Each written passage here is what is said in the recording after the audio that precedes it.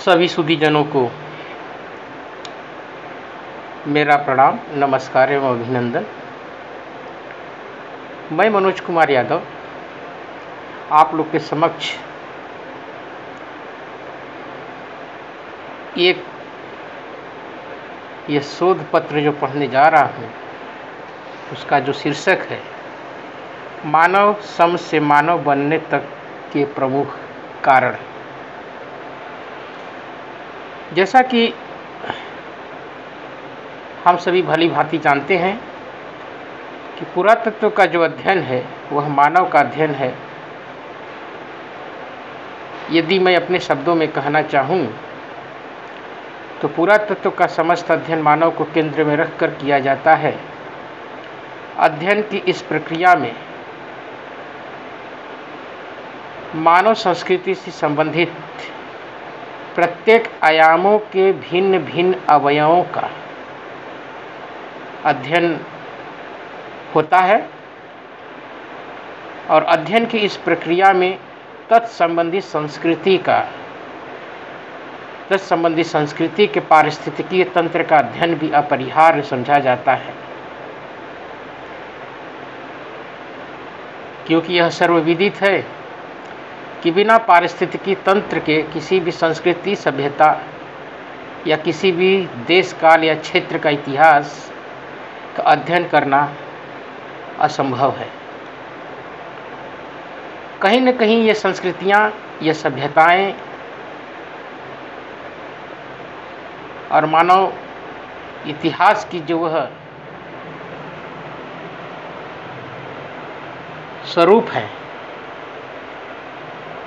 पारिस्थितिकी तंत्र के अध्ययन के बिना अधूरी हैं, अछूती हैं।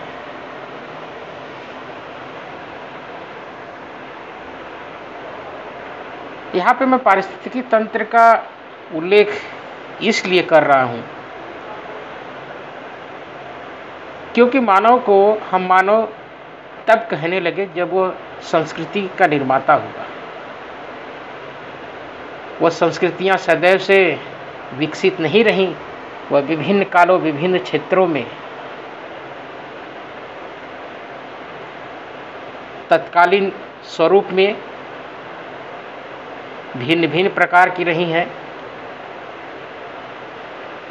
और इंसान मानव अपने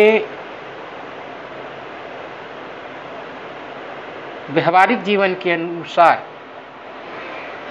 जिन भी पारिस्थितिकी तंत्र के अवयवों का उपयोग किया वो कहीं न कहीं उस संस्कृति से संबंधित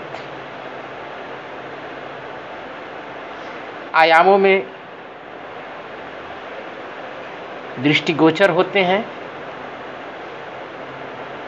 और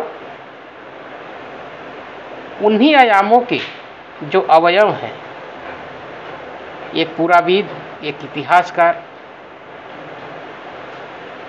अपनी सकारात्मक परिकल्पना, सम्यक एवं सार्थक विचारों से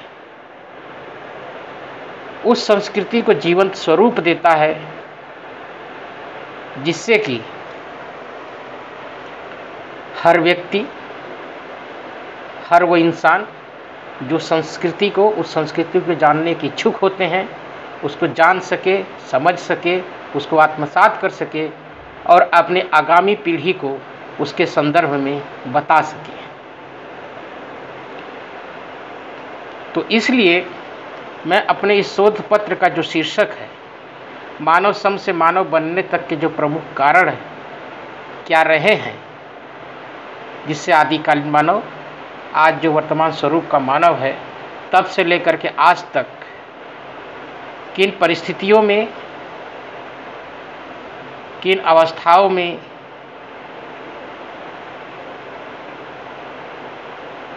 उसके प्रादुर्भाव से उसके विकास तक के वो प्रमुख कारण क्या रहे हैं, उसी के संदर्भ में बताने का प्रयास करूंगा।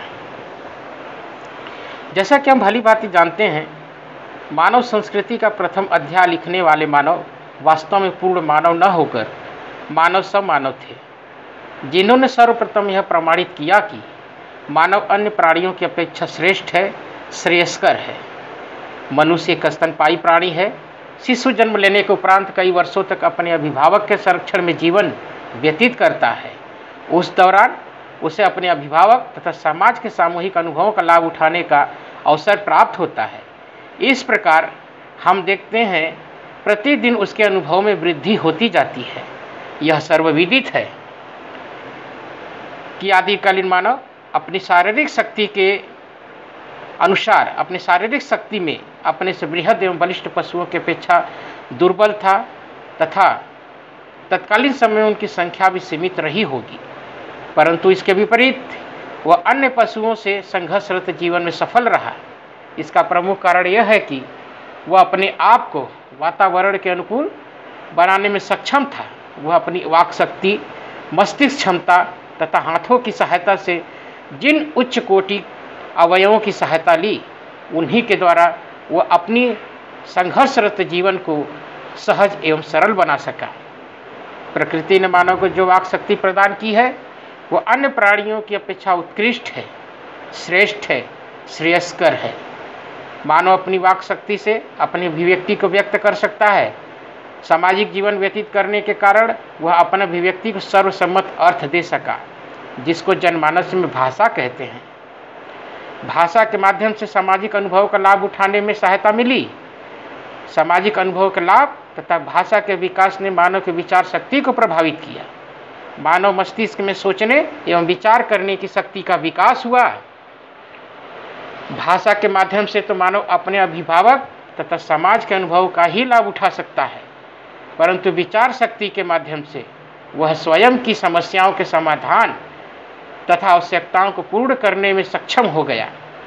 वह अनेक प्रकार की ऐसी कल्पनाएं कर सकता है जिनका वास्तव में प्रकृति में कहीं कोई स्वरूप ही विद्यमान नहीं है। मानव ने अपनी कल्पनाओं में एवं आवश्यकताओं को साकार स्वरूप प्रदान करने हेतु वह भिन्न भिन्न कालों में प्राचीन काल से ही विभिन्न अवयवों का निर्माण किया। यदि हम पुरातत्व के क्षेत्र में देखें या मानव के इतिहास क्रम में देखें, जिसमें सर्वप्रथम उसने पाषाण, तत्पश्चात तांबे, कांसे, मृदा, लौह, धातु इत्यादि से निर्मित वस्तुएं सर्वप्रमुख हैं जिसका उसने उपयोग किया।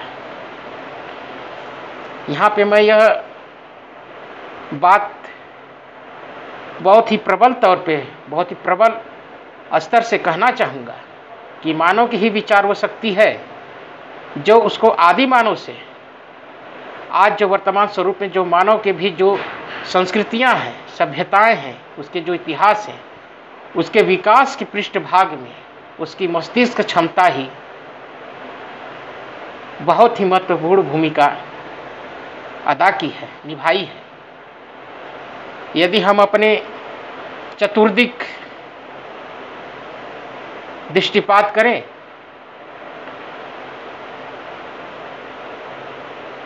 तो यह मानव की ही विचार शक्ति है। उसकी आवश्यकता के अनुरूप उसने जिन भी वस्तुओं को, जिन भी अवयवों का प्रयोग किया, उसको जो मूर्त स्वरूप प्रदान किया, वो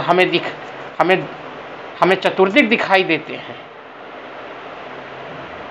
अगर मानव के यात्रा का कालखंड देखें तो प्रारंभ में मानव आदि मानव कहलाया, जो वह जंगलों, गुफाओं में रहता था और अपने दैनिक जीवन में वह कंदमूल, जानवरों के मांस और उसका भक्षण करता था और अपनी सुरक्षा हेतु गुफाओं में रहता था, जिसके लिए उसने पाषाण उपकरण को अपने व्यवहारिक जीवन में आत्मसात किया। तत्पश्चात मानव जब शैलाश्रयों, गुफाओं से मैदानी क्षेत्रों में अग्रसित हुआ, फिर उसने अपने आवास हेतु छोटे छोटे गृह बनाए, वो समुदायों में रहना प्रारंभ किया। आज वर्तमान स्वरूप में मानव बड़ी बड़ी अट्टालिकाओं, बड़े बड़े इमारतों, ऐसे भवनों में वो रह रहा है और अपनी आवश्यकता के अनुरूप अपने सुरक्षा हेतु ऐसे ऐसे आविष्कार किया या आविष्कार करता जा रहा है। आगामी भविष्य में भी इसमें परिमार्जन परिलक्षित होंगे।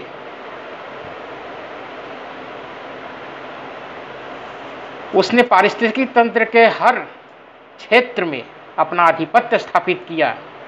जैसा कहा जाता है आवश्यकता ही आविष्कार की जननी है, तो इस आविष्कार के पृष्ठभाग पे, आविष्कार के पीछे मानव की मस्तिष्क क्षमता, मानव की विचार शक्ति और मानव की वह कल्पना है जिसने उसने मूर्त स्वरूप प्रदान किया, जिसका वास्तव में प्रकृति में कहीं कोई स्वरूप ही विद्यमान नहीं है। चाहे आज वो मानव के आवास हो,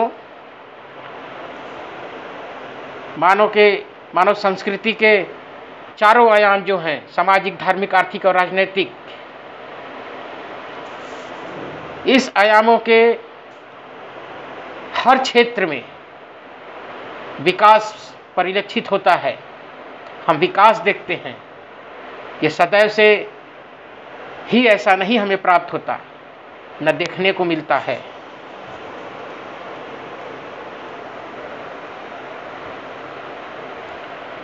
यह एक विकास का क्रम है, चाहे वह आदिकालीन मानव रहा हो, चाहे आज के वर्तमान स्वरूप में जिस भी स्वरूप में हम मानव को देख रहे हैं, यह उसके विकास, उसकी पराकाष्ठा के पीछे उसकी विचार शक्ति ही है।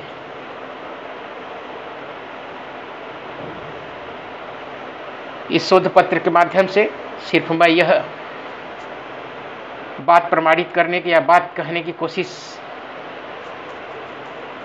किया कि कोई भी संस्कृति, कोई भी सभ्यता, कोई भी किसी भी कालखंड का इतिहास हो, उसके पीछे मानव की विकास शक्ति, विचार शक्ति की ही देन है। धन्यवाद।